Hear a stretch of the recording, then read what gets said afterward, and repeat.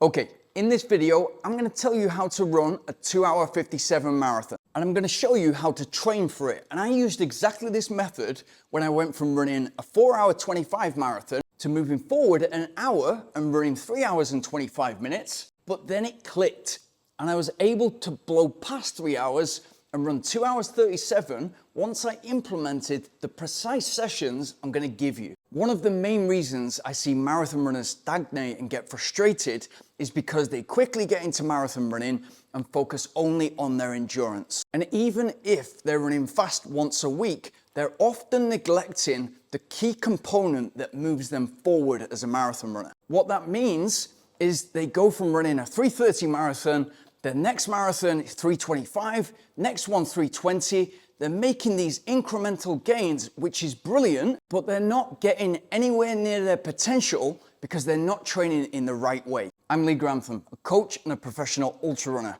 and I went from not being able to run for 500 meters to being able to run 100K and become British champion in 6 hours and 42 minutes. And along the way, I ran a marathon in 2 hours and 21 minutes and represented my country for both the marathon and the ultra marathon. And the big breakthrough came for me when I stopped trying to figure stuff out for myself and just started working with the right people. And now I help runners to do the same. So if you've got the work ethic, the discipline, and ideally a positive attitude, and you want the coaching, the guidance, and the knowledge of somebody who's been there and helps runners to get there, then please book a coaching call in the link in the description. Here's the perfect checkpoint that we're gonna aim at to put ourselves in a position to run that 2-hour 57 marathon. So our goal in 13 weeks from now, 3 months from now, is to run 64 minutes for 10 miles or 16 kilometers. So we're locked in to that 4 minutes per kilometer or 6:25 per mile. If we can sustain that and run that time, we're in a great place to then run 2 hours 57 for the marathon. We're not just gonna dip under 3 hours, we're gonna make sure. And these are the exact sessions that I would do to get me there. Session 1, 3 times 10 minutes with 60 seconds rest in between at 4 minutes per kilometer or 6:25 per mile. So we're gonna warm up well, we're gonna get ourselves to a point where we're primed for that session and that first 10-minute rep is not a shock to the system, and then we're aiming to cover 2.5 kilometers for each one of those 10-minute reps. And what we're looking at before we progress on from that and do 4 reps or 5 reps is that the heart rate recovery is coming down nicely in between each rep and it feels manageable and in control. Session 2, 6 times a kilometer, again with 60 seconds rest recovery, and the time we're aiming at for each one of those kilometer reps is 3 minutes and 36 seconds. And the purpose here is we want to make that 10-mile or 16-kilometer race pace feel as comfortable as possible, so we're accumulating volume at going 10% faster than that pace. Again, we've got to do a good warm-up to prime ourselves for that session, and don't forget your cool down on the back end. Look at those things as the little things that are actually the big things and that are enhancing your recovery and helping you get to that next quality session ready. Session 3. 20 times 400 meters with 60 seconds rest in between.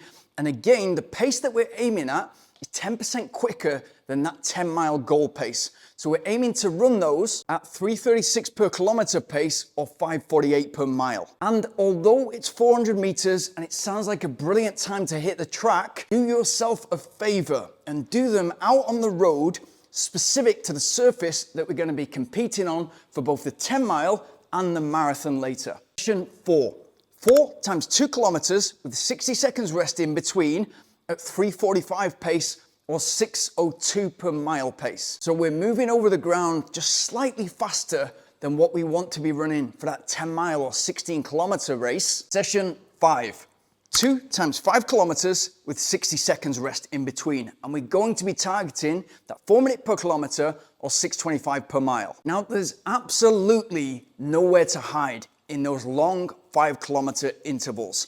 But what I would do to help myself is run the first rep, ideally, as a park run. What that's gonna do for you is you're gonna warm up properly, you're gonna get that race simulation. It's also going to bring down the perceived effort for that first rep and set the tone for the rest of the session, that second 5 kilometer rep. And the way that I would make that session work is as soon as you've finished, just 60 seconds rest, and then get on to that second 5 kilometer rep. Throughout these, you've got to remember that solid warm up that's not just checking on the body to make sure you're ready to do these big sessions, but also priming your body to get the absolute most out of the session and cooling down so that we're looking after the consistency, we're ready to tackle that next high quality, hard session. Set yourself up for success for that 10-mile or 16-kilometer race or time trial. When all the signs are there, you're comfortably executing those sessions and recovering nicely in the 60-second rest in between, then I would freshen up with a short taper and get into either that race or time trial, ideally a race, so that you can practice racing. The perceived effort again is going to be down. You're going to be able to push more, and it's leading us nicely onto a next block where we can tackle that marathon in 2 hours and 57 minutes.